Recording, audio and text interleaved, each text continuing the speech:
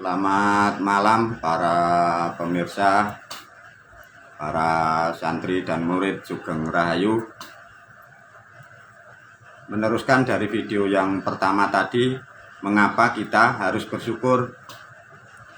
Video kali ini diberi judul oleh guru, Hukum Karma.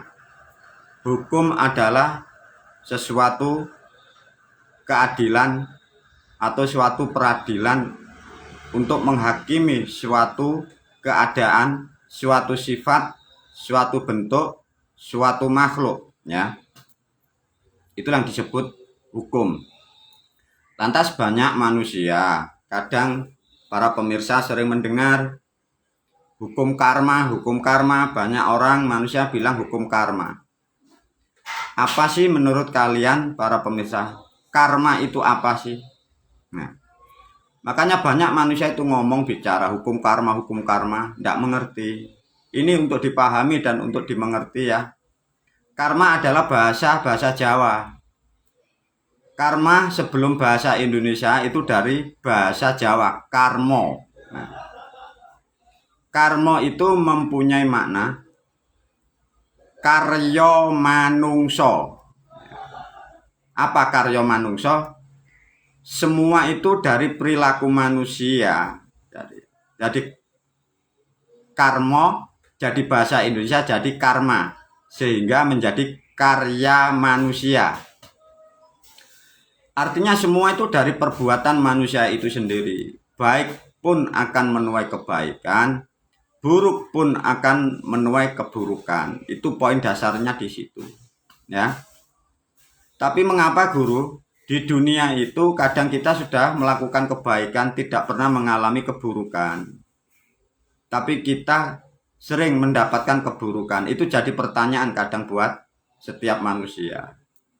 Maka diurai dari video ini, ya. Bila kalian kita manusia memahami bahwa manusia itu adalah siklus inkarnasi dan nitis, sehingga kita akan tahu bahwa kita diturunkan ke dunia. Dari kaset video yang lain diterangkan guru bahwa kita diturunkan ke dunia itu masih membawa sisa dosa, itu loh. Nah, dari dosa sisa masa kehidupan lampau dibawa ke dunia ini. Tatkala kita melakukan banyak hal kebaikan masih kena karma, yaitu sisa karma itu dihabiskan di kehidupan yang sekarang ini.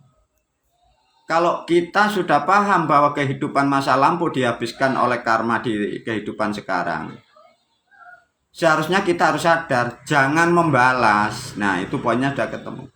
Kalau itu kita balas, artinya kita akan menuai kembali, sehingga hidup terus begitu.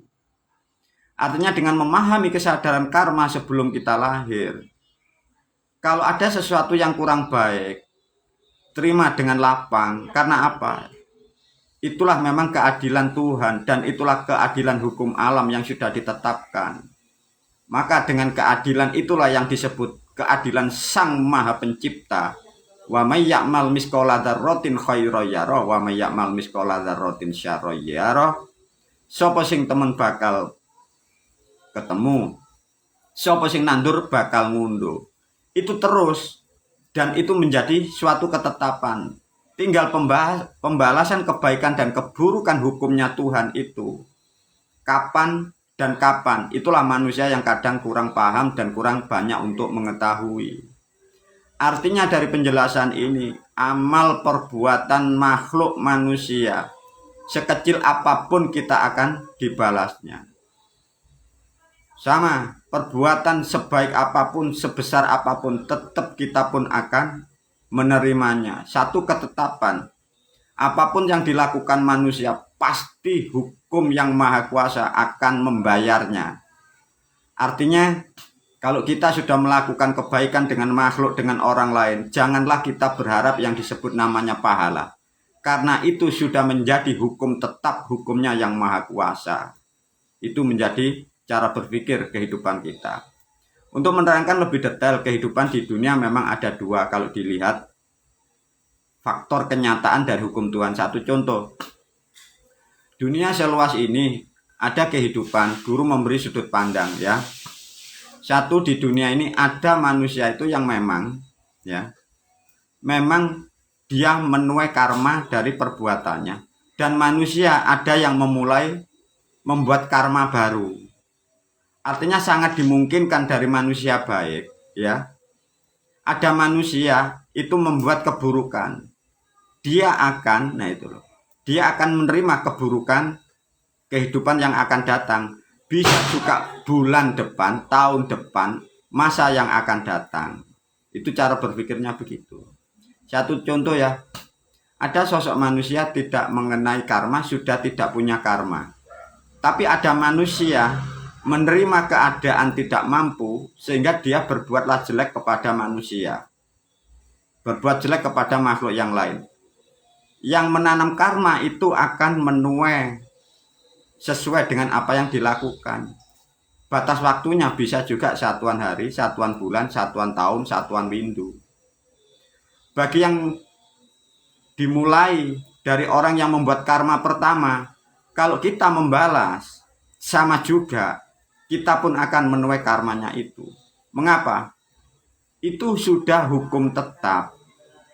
Meskipun secara keadilan seakan-akan itu adil bagi kita, bagi manusia, karena kita tidak tahu karma kita sudah habis atau belum.